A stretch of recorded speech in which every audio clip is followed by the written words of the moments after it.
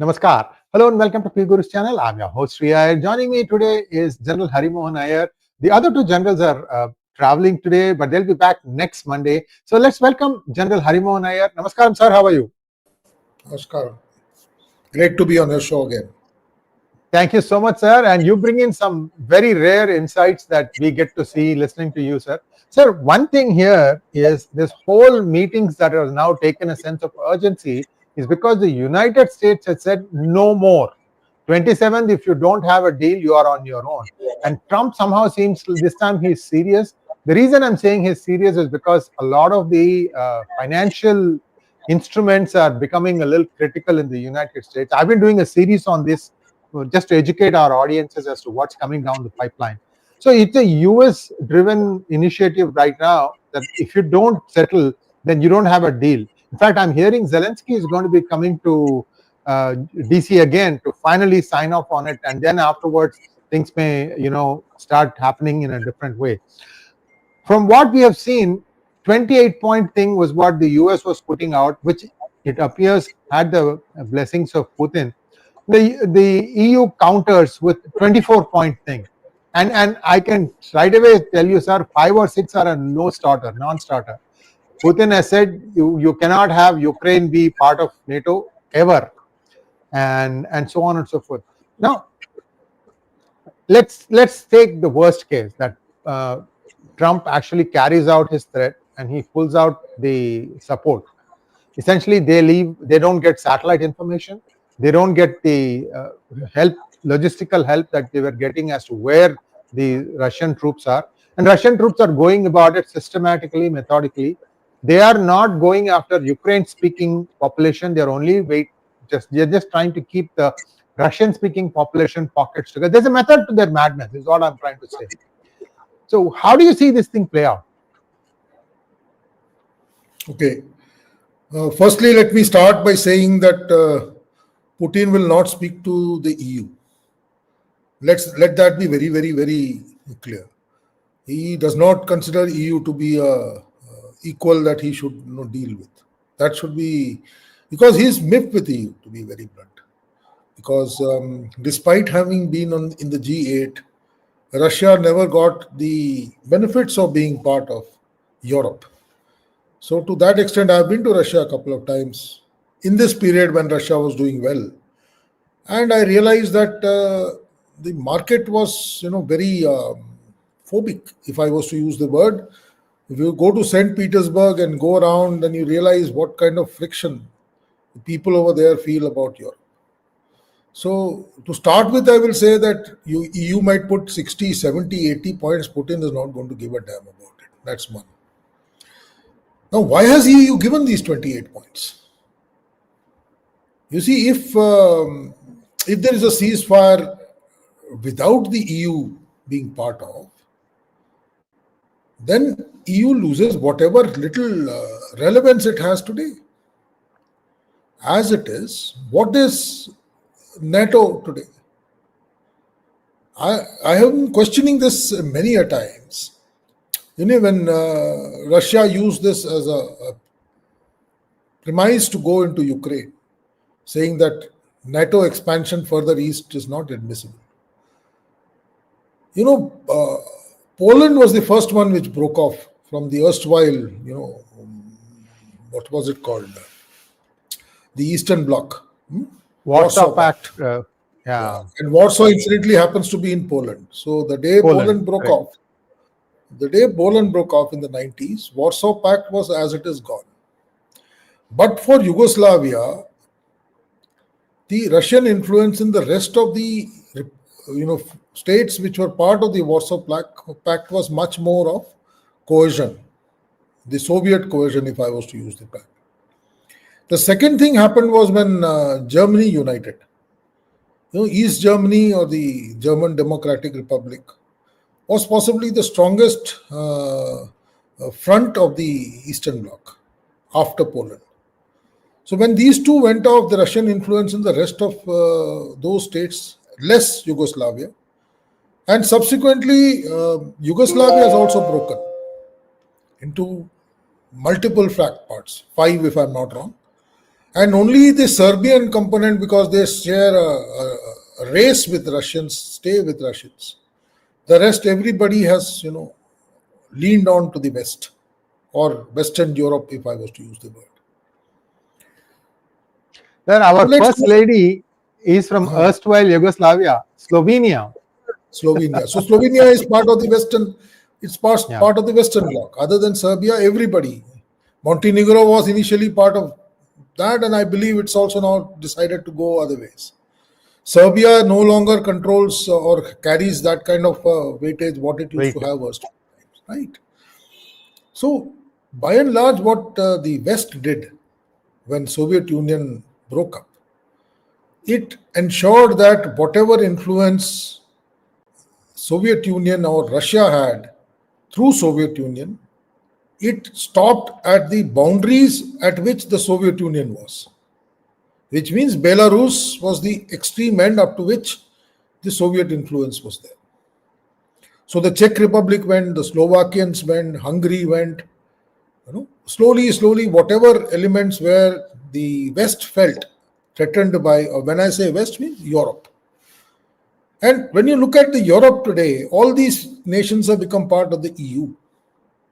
All right. But all of them are still dependent on Russia in some way or the other, whether it's for energy, it's for trade, because their umbilical cord still continues to be over there. And Belarus, in my mind, is the way in between. To some extent, it was Georgia also for some time, but Georgia of late has become irrelevant. And Belarus continues to be the via media between the Russians and those parts of Europe which are dependent on Russia. Now come on to Ukraine. Now Ukraine has always been, even under the Soviet republics, possibly the best amongst all republics which were part of the erstwhile USSR in terms of development and money. Even Belarus didn't have that kind of. You see, after Moscow, the next big town or city one heard of in erstwhile USSR was Kiev. Kiev, right. Crimea was supposed to be very, very strong because the Black Sea Fleet used to be there. The Russian Black Sea Fleet used to operate from there. In fact, most of those old spy movies, if you look at it, they all, James Bond movies, they all target that part of Russia, the soft belly of Russia. So, by and large, Ukraine was, over a period of time, slowly trying to merge with the erstwhile Eastern Europe. The problem here is, while the other nations had limited allegiance to Soviet Russia, Ukraine used to be a part of Soviet Russia, which meant that Russia has invested a huge amount of its capacities in Ukraine. So when over a period of time, Ukraine also started becoming aggressive, and there is a very large Russian population, especially in the Donbas region of Ukraine. That's the whole crux of this. Bone of contention. Yeah, bone of contention. Up to the river Dnipro, the entire area, it is very rich. It is very rich in natural resources. It is where the money comes to Ukraine from. All right, and it is where the Russian population is there. So Russia speaking, I'm sorry using the word Russian, but Russian speaking, possibly most of them have got ethnic connect with the Russians who are on the other three oblasts which are bordering Ukraine. All right, and this problem was there. Everybody knew it, but possibly Boris Yeltsin, in his tenure as a president, did not want to breach it because Russia was still recovering from what happened after the Soviet Union broke up. Because when a nation breaks up, Soviet Union may be a union of republics, but its assets were spread around all their republics, Kazakhstan, Kyrgyzstan. So there was a period of time Soviet Russia needed to get its act back. And if you look at the period between, let's say, 91, 92 till about 10 years, Russia was actually a non-player in world affairs. It was actually pushed to the back seat. When Boris Yeltsin went, and then there was Medvedev came, and then Putin came. Putin, being a very strong, hard-headed person, he felt that Ukraine should play ball with them. That was the whole game of this. And Ukraine felt that if they can align with the EU, they will be able to get much more benefits than what it is. It's a natural thing. Any nation, any independent nation would like to go where the buck is better. So both had their own reasons for this current conflict. My larger problem is with the EU. When there was an understanding between Gorbachev and I believe George Bush that US will not extend its NATO influence beyond the erstwhile Eastern Bloc countries. It was an understanding. But Europe kept pushing. And the biggest worry for Russia was that there are those fringe states which are towards the south. You have Georgia, you have Azerbaijan, you have Armenia, Turkmenistan. Those are already showing less alliance to Russia and becoming more pro-West, less one or two of them. Again, places which had a lot of investments which came from erstwhile Soviet Russia. So there was a case that should Ukraine fall or go into the other side, then it will be a matter of time when influence of Belarus, which possibly is that, like I said, the bridge between EU and Russia will also go. And Russia will become isolated as far as Europe is concerned, because that is the connect they had with Europe. So that is possibly the reason when I look at the current conflict, and it's not a current conflict, it's happened in parts. You had the Crimea war earlier, and then you had a lot of unrest in Donbass because the Ukrainians felt that the Russian population in these areas supported Russia during the Crimean conflict. So there was a lot of human rights kind of issues which have been substantiated. So there is no need for somebody to come around and say whether it was there or not. So larger point when I bring out all this is, if you look at the way Putin is behaving or Putin is negotiating, he is willing to speak to Zelensky face to face. But he does not want to get into a discussion with the European Union. He does not recognize the European Union to have the kind of weight behind them to negotiate in this case. Now come to the current issue, which is the topic for the day. Let's come down to Donald Trump. Donald Trump has gone into almost 1 year of his presidency, and the first achievement which he wanted to flag, having assumed the office in the White House, or the Oval Office in the White House, was to shut down this Russia-Ukraine war. Whether you like it or not, many people won't agree, but when a nation goes to war like this, which is over 4 years, the supporting countries may be able to support for a year, at best 2. But to be continuously sending aid and equipment and support, so it's going to be very draining, and at some stage it is going to go into the negatives. So if you look at the way USA was operating in Afghanistan, and if you recollect the last time when Donald Trump was president, he wanted to pull out of Afghanistan. That was one of his major policy thing. He wanted the army out of, because it was costing him money. After some time, whatever money was coming due to their army being present in that nation goes away. Thereafter, it drains your own budget.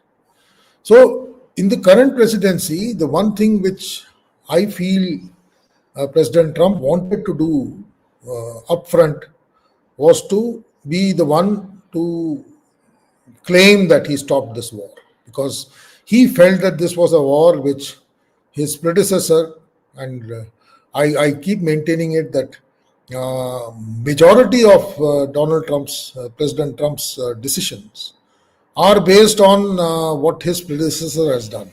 So he's countering most of the things which the previous presidency, and he felt that it was not just President Biden, but it was President Obama who was running the show from behind the scenes. So this is very open everywhere in the stuff, and he is going hammer and tongs against it, trying to turn down as many decisions which were taken in those years. He feels that he was unfairly removed from office, or no, he was impeached also twice, and thereafter he feels that he should have won the 2020 elections. So it's fair enough. It is possibly something which he went in with. So he, in my mind, was very clear that he had to have something to show, and that something big was possibly the stopping of the Russia-Ukraine war. And let me be very honest with it. If there is one area where President Trump has put his heart and soul in the last 10 months, it has been in this area. He may claim he stopped 8 wars or 9 wars. The rest of them are all, garnish on the dish. The main dish is the Russia-Ukraine war. To some extent, the next one was the Gaza conflict, and let's be very clear, it is not yet over. The Gaza peace plan is still standing on a knife edge, and President Trump also knows that it is going to backfire someday, because it is a very difficult area to try and bring in peace. All right. So this was an achievement he really wanted, and that is one reason why I feel he tried everything. And I can share that there's a friend of mine, and we were on a discussion as to why American sanctions will not work on Russia. And I said sanctions will work only up to some limit. After that, those sanctions will be, taken care of. And I think over 3-4 years, the kind of sanctions which was put, the amount of assets which are frozen, the Russians managed to find a way around it. Any more sanctions would be only counterproductive. And that President Trump also realized. And that is why he suddenly found that maybe, pulling India out and trying to get India to get out of that oil deal with Russia possibly will reduce, because he could not influence China to pull out. He was actually thinking that at least some amount of money which is going to Russia can be stopped, so that Russia can be forced to come onto the negotiating table. The third thing is President Zelensky. Now, he may be coming to Washington again, but this is one man, I don't know how to term him. He's a man who's possibly the reason why we are in this mess today. This war could have been stopped 5 years ago. But then he was also an adamant man who took his country there, and he's taken his country to where it is today. And it is not good news for Ukraine, because Ukraine has lost a huge amount of area which possibly contains majority of its income bringing areas, all amount of natural resources which are there. It has lost almost 80% of access to the sea, other than Odisha. Rest of the Black Sea doesn't have any access. And personally, I feel if Russia wants, at any suitable time, Russia can even push and close Odisha also. I guess it was one of the tenets of the Russian special military ops, maybe 2022. In fact, we were doing an analysis, I was in service that time, as to why did Russia stop where it did, when it could have gone from the land westwards and taken it out from the sea southwards. But then it was entering into very difficult area, because it was almost banging into the Eastern Europe, and possibly would have brought some more amount of agony. That could be a reason. But let's be very clear. Today, Ukraine doesn't have much of an access to any sea. It's entirely become almost landlocked. And despite having Odisha, I don't think it can ever be comfortable with its sea lines of communication, because the area is totally dominated by Russia. So this is the current situation. So let's come down to the US plan. And I feel it's a very pragmatic solution, because you have to ask Putin, who's on, at the moment, Russian troops are gaining much more than what is being reported. And come another 6 months' time, post this winter, I don't see Ukraine being able to hold on to the forward line as it is today. It is a very difficult proposition. So the American plan, as I'll see, is a very fair one. I'm sure when Putin and President Trump met in Alaska, there would have been some discussion on these lines. Putin, I'm very sure, must have put down certain of his basic requirements before getting into any agreement. And I guess this plan which USA has developed is falling out of that meeting. I guess this was supposed to have been vetted out, and then they were supposed to go and meet, I think in Hungary, if I'm not wrong, last month, but it got cancelled. Budapest, yeah. Budapest, yeah. So, because Hungary is still that nation which is, keeping a balance between the West and the East. I think it would have been possible at that time, but maybe the draft was not strong enough for America to possibly commit on it. Now, this deadline which President Trump has put on is very amusing because 27th happens to be 4 days away. And right now, there's just a plan which has been floated. So it takes time for, things of this nature to stop. But that having said, I guess it's a fair plan. It's a fair deal for both the nations, because a country which is on the dumps today, and that is Ukraine, cannot be calling the shots. It's a vanquished nation today. So you can't ask them to come on the table at a even keel. I don't think the Russians will ever agree to it, because right now, as I see it, the Russians are having an upper hand. If you see the way the last 3 months of Russian offensives have moved, they are going very slow. They are taking their own time because they don't want to possibly. Yeah. They are going very slow. They don't want to risk any more losses. They are doing a very slow and deliberate thing because they know the end is known. This winter is going to be a very tough winter for the Ukrainians. So today the Russians are in a very strong position, and they will definitely try and negotiate it from a point of strength. The US also knows that if they miss the bus this time, the next time when they come up for a similar scenario, the Russians will be stronger. And possibly the American proposal will not have this much of strength also, what it is showing today. So there are certain areas in these 24 points where the Russians have to yield, especially on issues that they will allow Ukraine to stay as an independent nation. They will not interfere in Ukraine's internal affairs. Ukraine continues to hold an army of 600,000 people. There is no embargo on the West or US to arm and protect Ukraine. So there are so many things which a nation which is on the upswing may or may not accept as part of this proposal. But if this proposal has been vetted and accepted in principle by Putin, it's a very fair one. Now, I was very enthusiastic when I saw this proposal, and I thought possibly this is the way a negotiation goes, not the way India-Pakistan negotiation is being claimed by the White House. This is the way possibly a conflict can be brought to termination, where you have a fair call from both sides.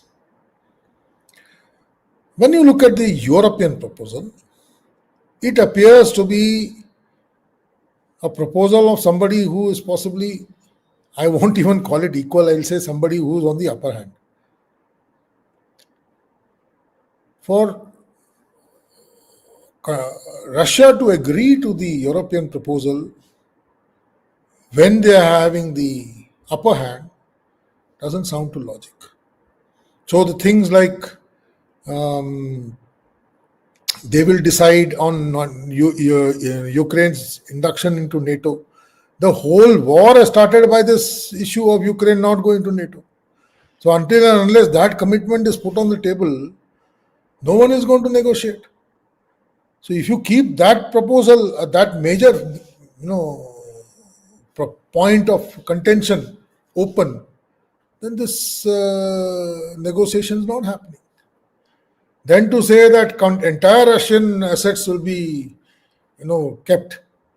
The American proposal says $1 billion, $100 billion, which will be, kept for development of Ukraine, and I believe that also he said will be given back in pieces back to the Russians.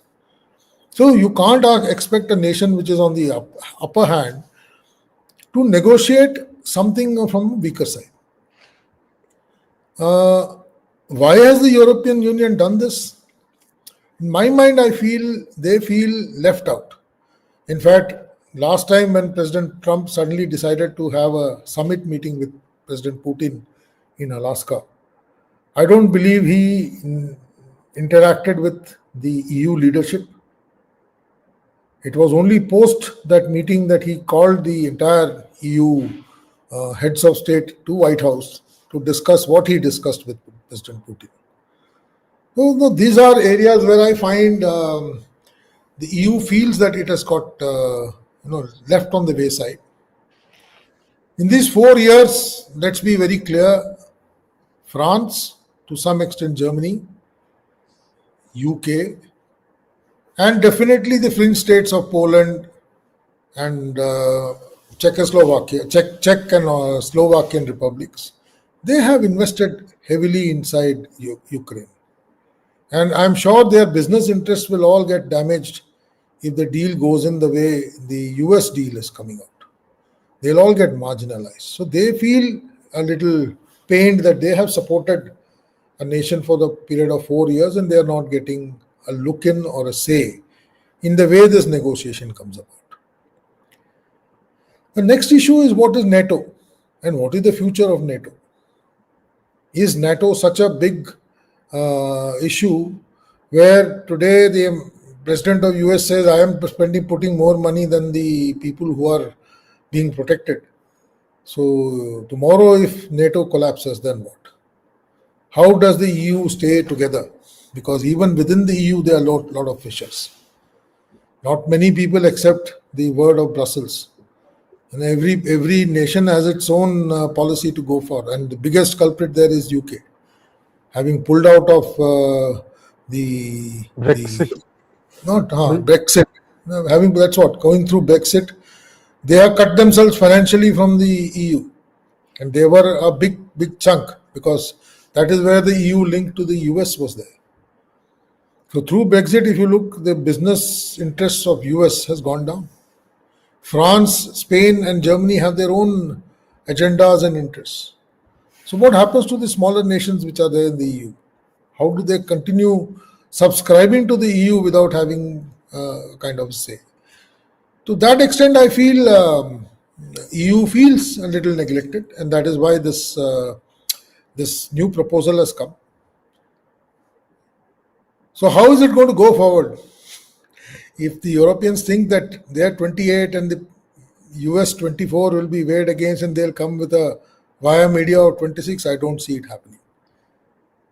Because President Putin possibly is only going to negotiate on what President Trump has put out. And there also, I don't think all 24 will be agreed to. There will be some hold up, some points in that proposal because it does not entirely suit Russia as it stands. So there would be some revisit on certain areas. Some things may be put on a back burner for a period of time. There could be a time holiday for certain things to come into force. And I think it all will become clear if there is a summit meeting between the two presidents very soon. So I am very interested to see what President Zelensky gets when he comes to the White House. You remember the first time when he came, he got a nice rollicking from three directions. The president, the vice president, and the secretary of state all were at him. The next time when he came, he got a royal reception. So now he's coming back. Let's see how it goes. Because now we are coming into tested times for President Trump. He needs to do something, show something big. Otherwise, he's losing his midterms are coming very close. And I believe the approval ratings are coming to the 40s. If I'm not wrong, it is around 39 or 40 as of now. So which is a huge drop from what it was a year ago. So he would like to reselect himself because if he loses big time in these midterms, he will lose control of the Senate and the Congress. And even in the current Congress and the Senate, he is finding areas where his own flock is not playing along with him. I believe 2 of the bills have been struck down. Even as that, I believe the Congress has even passed that bill on tariff imposition. So he is in a little bit of a bother right now. He cannot afford to lose, especially a couple of very important governor elections coming up next year. And then, of course, midterms for Senate and Congress. And he needs this Ukraine deal very badly. And it is not just he, the Republicans need it very badly. So he will try his very best to yield to large amount of areas where there is contention, possibly hold back some contentious issues and try and get this deal through. Whether he is able to pull the European Union along or the European Union buckles down and comes online, these are difficult decisions to predict today. I, as an analyst, look at it as interesting times. That's why when today this point came about, I said, well, let's discuss it. Because though it is too premature to come to a final analysis as to how things will plan out. But maybe next time, sometime later, we can discuss each of these issues point by point. Once there is some more, communication from two ends on each of these. As of now, there are just 2 proposals which are on the table. And let's see how the Russians react to it. Because even Russia knows that I think it's already December and whatever gains they have got this year, it's going to get frozen because winter is going to be very heavy. And thereafter, the going for this year till next March, April is not going to be much. So would he want to extend it for 1 more year? Because he's also feeling the pain of this battle. Let's be very clear. He may be showing off that he is not getting affected, but yes, 5 years, no nation can afford to be in war. World War lasted for 6 years and a nation which was, controlling the world disappeared after that. Right? They were actually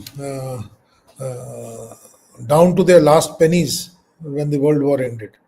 And had it extended for another couple of years, UK would have really got obliterated.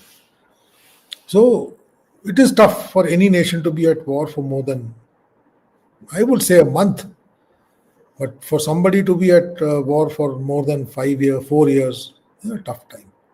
I'm definitely looking forward to this proposal being discussed from both ends. And I feel the EU proposal will be pushed to the backside and some way forward with the American proposal will go through. Whether the Ukrainian president agrees to it, like he said, 27th is coming, tomorrow is coming to Washington. So it will be interesting times, whether he accepts it or he bargains with, because he'll now come with the EU proposal and ask President Trump to, add a couple of, or modify the proposal by a couple of areas, because that is how the thing moves, because he also has to survive in Ukraine. So it will be interesting times, and I think I'll stop here and maybe we can discuss. Thank you. Thank you so much, General Harimohan Iyer. And viewers, I have been doing a series of monologues explaining some of the undercurrents about Europe, United States, especially from a financial point of view. I don't know how many of you had a chance to watch about the Eurozone problem, where you have the European Central Bank, which is setting the monetary policy for the 20 member nations that all use the euro currency, but each of these nations has their own central bank. So fiscal policies are changing from country to country, and this leaves a lot of challenges open. And so this gives you an idea. We probably didn't look at all this. Oh, okay, they have a single currency, everything is fine. No, everything is not fine. A lot of challenges. You have to take a look at that, and there are more such monologues coming. I've already taped them. We are editing and then we are putting them through the stream. For example, the country of Ukraine, the country of Poland, these are all formed only like less than 100 years ago. What Poland is before First World War was a much bigger portion than what it is today. It was not even Poland, it was called Prussia, Prussian Empire. Yeah. So you have to take, and the people that are living in these areas, they have all these old, tribal loyalties. It's just like Afghanistan, only a little bit more polished. And so there are lots of small challenges, small problems, and large problems too. And if the euro itself is looking like it's going to break up, I don't know, God save the countries, because first of all, problems like they are not able to pay pensions in Europe, France, Germany.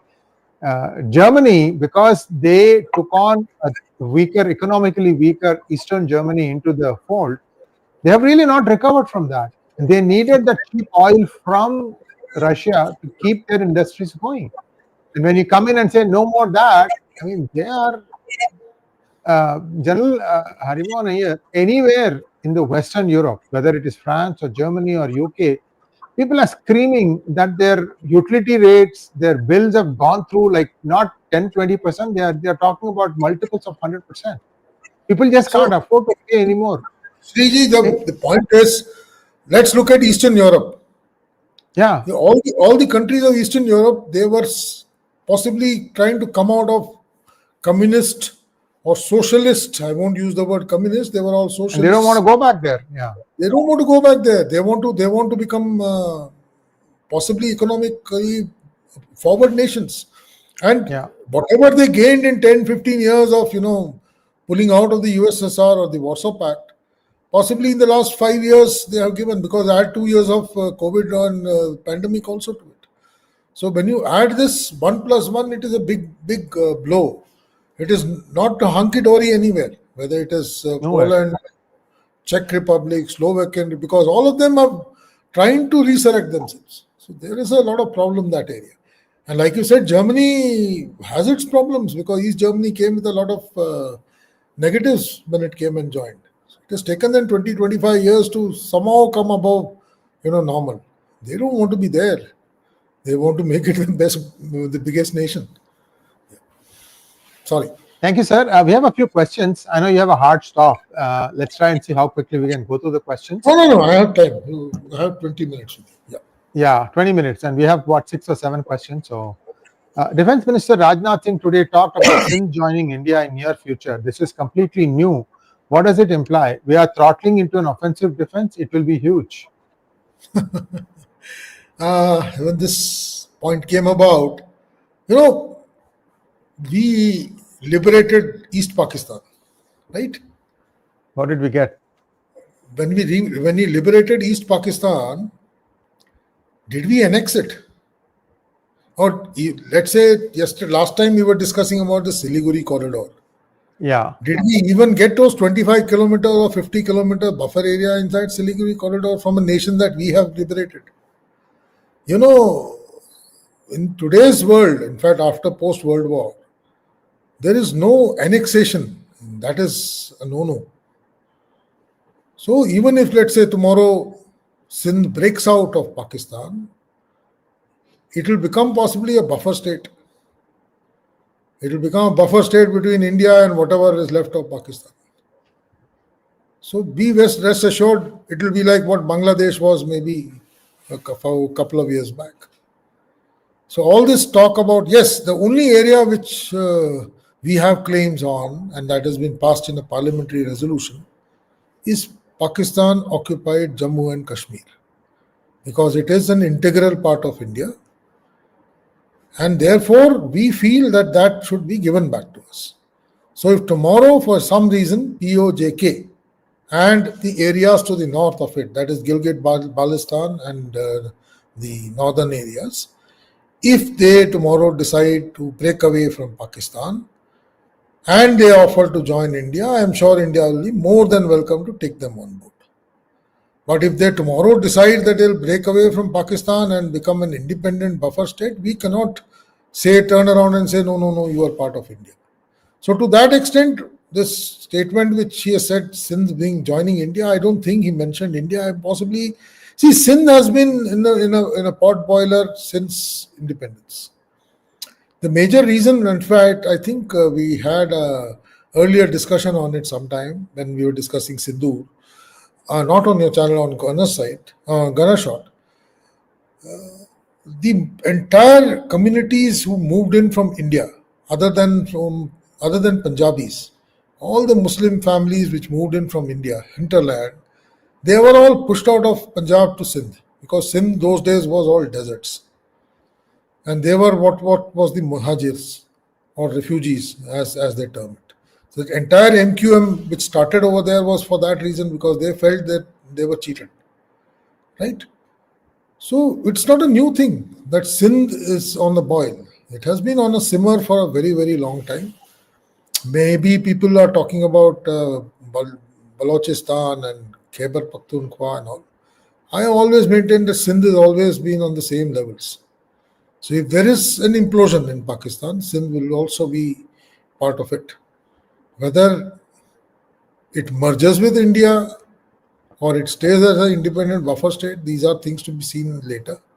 But I don't think it will be proper for India to ask or Sindh to become part of India should it break away. It's entirely on the Sindhi population. If they decide that it's better to be part of India and they unilaterally wants to come and join India, it's a different thing. But I don't think India as a nation will like to interfere into these things overtly. Next question. Did Russia go into Ukraine initially to destroy the labs creating viruses, or it was not true? All this talk came about in 2022 when the special military operations was being planned and discussed. Every nation needs a excuse to start some kind of a military operation. It could be like India had to bring Pahalgam to start Op Sindoor, or Pulwama to do the Balakot. So possibly this was one of those reasons which, yes, the US labs were there. They were doing some biological testing, possibly testing of drugs. There was some talk that the Russian population was the one on which all these tests were happening in the Donbass. Then these are all statements without any value or proof. And the basic thing which Russia felt was, it felt that President Gorbachev, when he was the General Secretary of the USSR, and he yielded a lot of Russian lands to Ukraine when both the nations were part of the USSR. So that time possibly did not have a compounding effect because the apex was still controlled by Moscow. But when Soviet Union broke away, the Russians felt that their assets, including a very large chunk of Russian-speaking population, which were ethnically more aligned to Russia, were in the Ukraine. And over a period of time, they felt that they were being mistreated by the Ukrainian-speaking people. So that possibly is the main reason for which these operations are happening. Not to forget the entire Donbass and especially the areas to the south, Crimean belt. It is very rich in natural resources and it has gotten access to Black Sea. All this can be compounded as possibly the reason why Russia went in. Karthik wants to know, how did Putin agree to USA using Russian money to rehabilitate Ukraine? He's not agreed, number one. I don't know. That's why I said once these 24 proposals are put across, how many, when they come to the negotiating table, there will be some things which will be accepted, some things which will be put for later, and something which will not be accepted. That's how negotiations go. Secondly, even if let's for 1 minute assume that he accepted it, this entire assets have been frozen because the money is lying in the West and it is all in dollars. So it is at the moment not available to him. Very much possible that he negotiated and felt, let me at least get my bigger chunk, let it be $100 billion gone, the rest of the money will come back. Because all these oligarchs' money has all been frozen away by the West, because it was all lying in Swiss banks and all these areas, Caymans, etc., etc. So they are all at the moment not available to him. So jo milta hai, he is trying to take. You should look at it in that line. But once again, I say he's not agreed to the US plan as yet. He's just given his consent that this is possibly on the right lines and he can start negotiations. The negotiation, once it starts, then you'll realize what he agrees to and how much he agrees to. Possibly he may not agree to the figure as it's been put out in the plan. There may be a wire media in between. Next one, please. General Harimohan Iyer, who was behind the sending Boris Johnson to disrupt the peace treaty that was going to take place between Russia and Ukraine? Was it the secret city of UK or Washington? Boris Johnson didn't go to stop the war. If you look at it, Boris Johnson was sent to give Ukraine a little bit of backup to say that yes, the West will hold ground with them. No, Boris Johnson doesn't have too much of clout inside Russia to be able to negotiate something, especially with a man like Putin. So he spent most of his time in Ukraine trying to get the Russian-speaking public on areas which were likely to get affected to stay behind Ukraine. Possibly that. And possibly he went down to tell President Zelensky that you don't worry, the money and equipment and all support is going to come from the West. It was more like a ambassador from the West who went down to give support to Ukraine to continue fighting. Let me be very clear, since the time Crimea went down in 2014, the next 6 years, the West literally has armed and trained Ukraine. So they have literally pushed Ukraine into this war. And now they feel that they have got themselves, their hands dirty. And that's why if you look at President Trump, he keeps blaming President Obama and President Biden for the current crisis. Because possibly he did not see it in his first term, or he possibly didn't understand the implications in his first term. He was more focused about Afghanistan in his first term. So I don't think he went for doing any peace treaty, is my personal opinion. Shiva wants to know, post-Soviet Union breakup, a small territory in Moldova, a Russian territory called Communist Transnistria formed. Does it have any significance today in the Ukraine war? Yes, it does. It is the Russian connect to its erstwhile areas of influence. Yeah. And there's Ukraine in between. So now if you look at the southern part of Ukraine, and should Russia push towards, let's say, West, there was some literature on this that Russia intends to, link up using Odisha and get on to Moldova and support, because it cannot support it from any other side. And that is what Poland is more worried about, because if Russia reaches there with its whole national might, then both Poland will become difficult to survive, because Hungary will capitulate. Hungary is midway today. And Russia is not a socialist country today, it's a capitalist country. So Hungary will have no reasons to not align with Russia, because most of its requirements still come from there, including food. So it will come cheaper. So I don't think Hungary will object to it. And if Hungary also falls in line with Belarus on the other side, it will be very difficult for Poland to survive. And like I said before, Poland was the start of the domino. It was when Perestroika started in Poland in the 80s. That is when the Soviet Republic started collapsing. And it would have been Poland first. Lech Walesa. Lech Walesa's, he in fact stood up to Gorbachev, if you recollect. And Poland would have been the first country had Germany not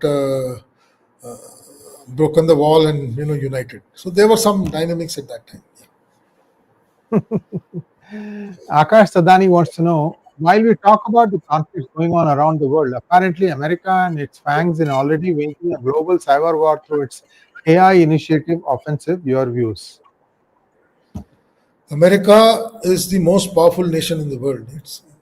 Nobody can deny that.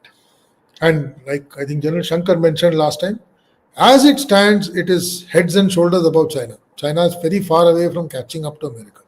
And let's put that, China will take at least 10, 15 years to come anywhere close to where USA is. And since the time Russia has lost its influence, the US continues to be the sole superpower. It finds pressure only when Russia and China come together. When they both come together, possibly, then I can still say if they come together, still they are not as powerful as USA. USA without any support will still continue to be the most powerful country. So let's accept that. Today, as long as the dollar remains to be the currency of the world, US will continue to dominate all aspects of business, whether cyber or otherwise. So today all of us use either Microsoft, Windows or iOS. All of them are what? Controlled by the US. So AI is another new entry to it. About 15, 20 years ago, 25 years ago, when Google started becoming a little more open and internet started flowing out, there was a talk which people said that all these servers are in US. All our data are being controlled by US. It's a fact. Right. The gold reserves are in US. The world currency is in US. The United Nations is in US. So that is what it is today. So why should you be worried about it? You should grow within your own space and I guess have your own standings in world affairs. And let's not compete with somebody that is more powerful and better off than you. I'll leave it at that. Thank you so much, sir. Wonderful session as always, and we look forward to seeing you next Monday. Viewers, please like, share, and subscribe to our channel. Don't forget to click on the bell button for notifications. Namaskaram, sir. We'll see you again soon. Thank you. Thank you very much.